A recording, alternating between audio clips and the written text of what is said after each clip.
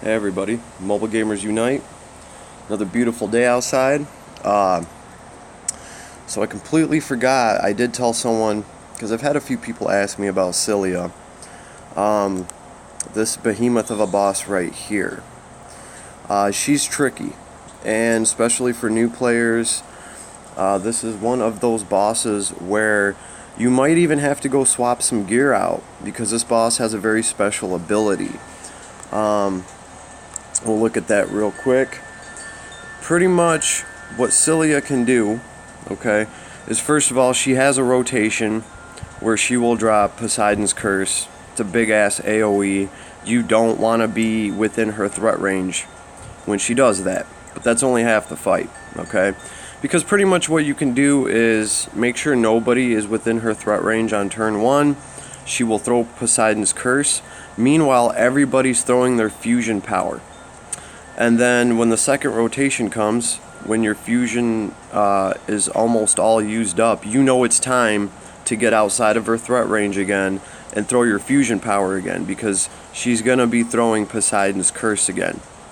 And also, if you forget, you can always click on her in the middle of battle.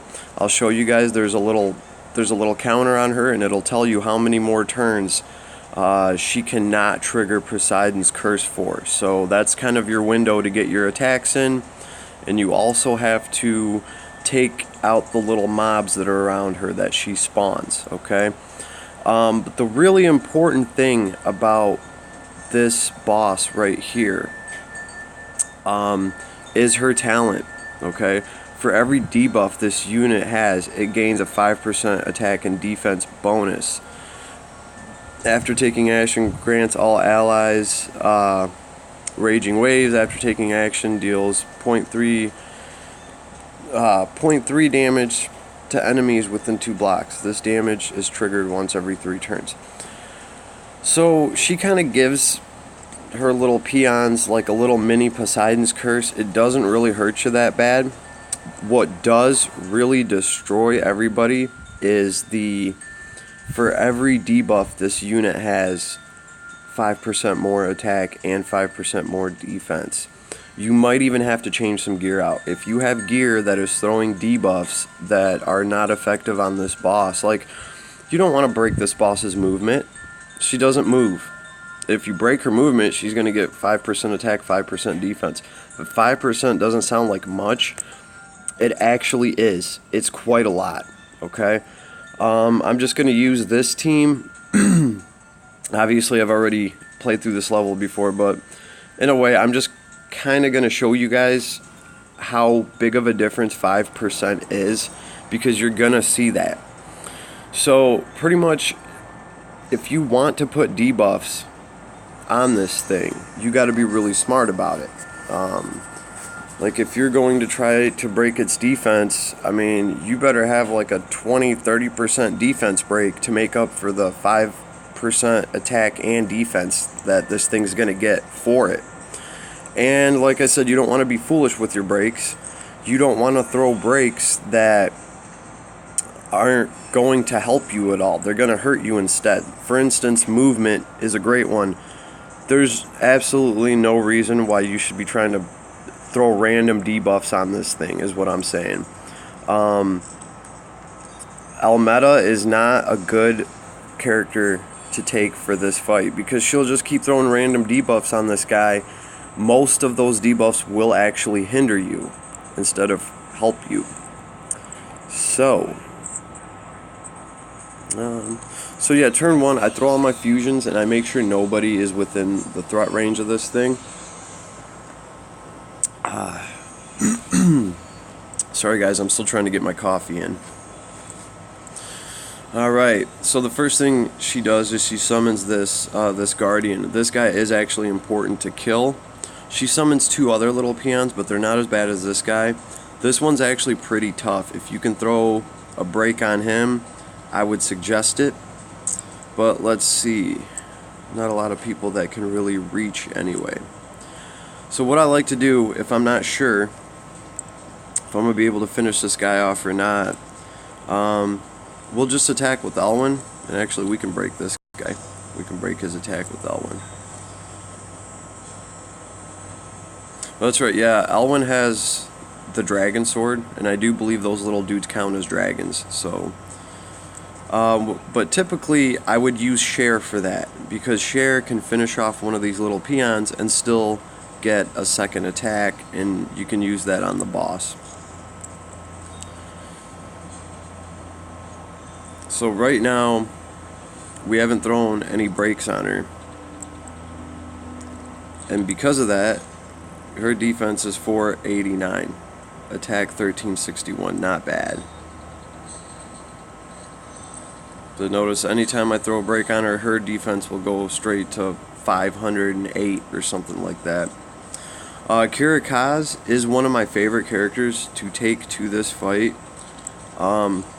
With how much he does with his crits, he out-damages everybody in this fight. 26,000, and I've seen him hit for 30 and 40,000. Alright, I think here's a good example. Juggler is going to pay attention to her attack and her defense because Juggler does have a little break built in. He's going to do B-Shock and then he breaks her. Still at 489. Oh cool, yeah, and fixed damage is applicable now. So organic horror is not that bad. You're probably going to be able to survive it.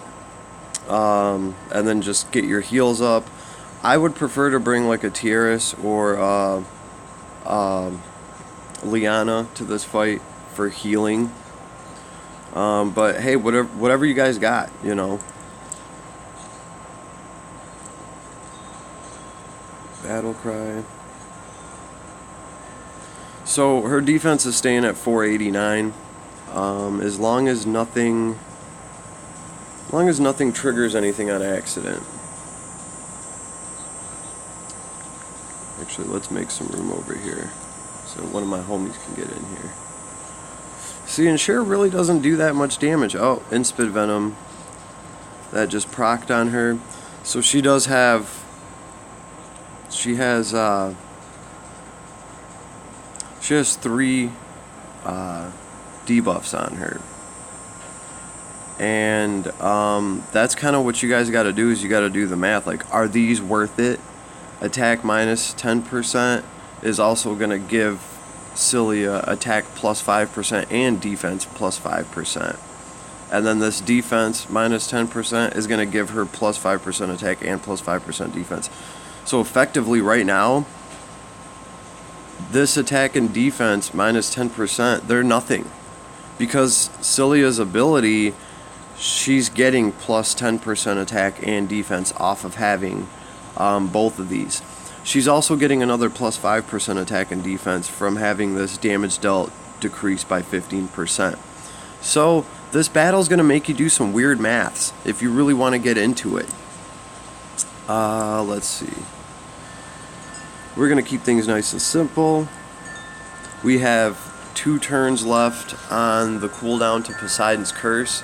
That's really why I was checking to see which debuffs she has on her. That's what you want to pay attention to.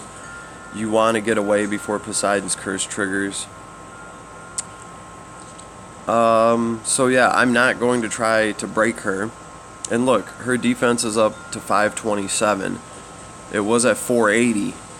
And that is because of those little breaks that we have on her, which are doing nothing. And Bloody Horror, that just triggered, that is a headpiece that does that. So really, if I wanted to be serious about beating this, I might take that headpiece off of him, because that 10-15% break is actually helping this boss, because she's going to get 5% attack, 5% defense. So unless you got some sort of 30% attack break, okay, you know, if you want to take away 30% from her attack, that's worth giving her 5% attack and 5% defense.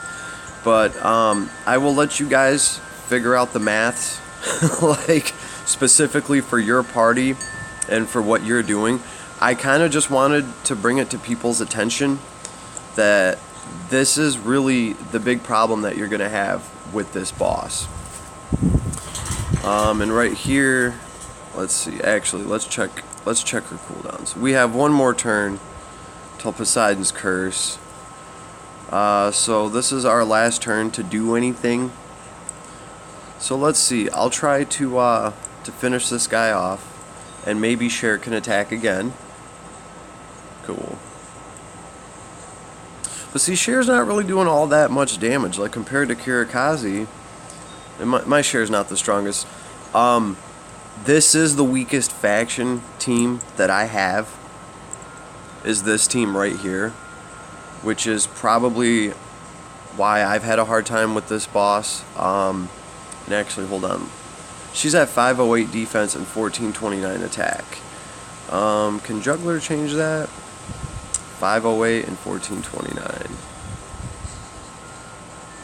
1429, 508. Okay, that stayed the same. Let's see. 1429, 508. Yeah, because Juggler's putting minus 10% attack, minus 10% defense on her. And so that's really doing nothing. Because for each of these she gets plus 5 and plus 5. So she's getting plus 10 attack and plus 10 defense. So she kind of cancels out Juggler's ability there. Alvin hitting for 20k though, that's not bad. But I gotta say, Kirikaze is still the man when it comes to... In fact, you know what? Let's do that. Her defense is 508. Let's actually break... Let's try to break her attack and see what happens to her attack and defense. 508. Okay, so that was cool because her defense seemed to stay where it was. 508, and her attack did go down. So, yeah, she is a weirdo with the buffs. Now, here's the important part. I see my fusion powers ready to get activated. That's how I know it's time to get the hell up out of the fray. Okay, because right now, this next turn, she's going to Poseidon's Curse. So just get everybody outside of this threat range. She's going to spawn a little homie, and that little homie is going to do his own little Poseidon's Curse. He's going to hit a few people, but it's nothing too terrible. You should be able to survive it. Juggler's really good for this fight, because if you can if you can get Juggler to soak up some of the damage, he will also heal your party along the way. And Juggler can take Poseidon's Curse, or I'm sorry, not Poseidon's Curse, Organic Horror. Juggler can take Organic Horror, which is her single target strong attack, and off of that he can actually heal everybody a little bit. So there's that Raging Waters ability, that AoE that she gives to one of her little homies. It just triggered. It doesn't really do that much. So with this Leviathan, these Leviathans are gnarly. And you can throw all the breaks you want on them. Like, we just took a couple hundred attack away from him. And this is why I think Cher is important, because what Cher can do, if she didn't have a cooldown on her ability, is Cher can use her talent to act again, obviously, and she can take these little guys out and still get an attack in. She didn't do that this turn, because obviously she has a cooldown on her talent. But if Scylla survives long enough to spawn two of her little homies, oh, love that fixed damage, then obviously Cher can take out two of her her little peons at the same time and save one of your other characters in action. I think Kirikaze, well, no, he's not going to hit for 50,000. So her defense is at 489 now. Let's have a look at that. 489 it was, but then we just put a debuff on her. So let's see. So she's at 433 now, because it's a minus 20% defense break. So that's actually not that bad, putting minus 20 on something, because effectively you're giving her minus 20 defense, but you're giving her plus 5% attack and plus 5% defense. So it's minus 15% defense, and she's getting plus 5% attack. That's not bad. That's worth it. I gotta say, that one's worth it. To drop her defense down into the 400s. And then we went to 450, because Juggler has his own little break too. I don't think it's a high percentage at all, though. So that's what you guys need to think about, is you need to think about what kind of debuffs am I throwing. You need to concentrate on the ones that are worth it for you. And any of the little ones in between, just get rid of them. You might have to change some gear. But that's pretty much the best advice I can give about Scylla here. Watch for the cooldowns on Poseidon's Curse, and when it triggers, make sure to get the hell out of dodge. Just be prepared to deal with her little peons. The fight should go fairly well. Okay, so this was just the level 55 fight. I wanted to my characters, this party is not strong enough to do the level 60 fight. It's just not. I'll be straight up and forward about that, and it's because these are like the weakest characters I have on my account. So when it comes to Scylla, I just clear the 55. I get these. When I have time to kind of catch up some of these characters and level them up,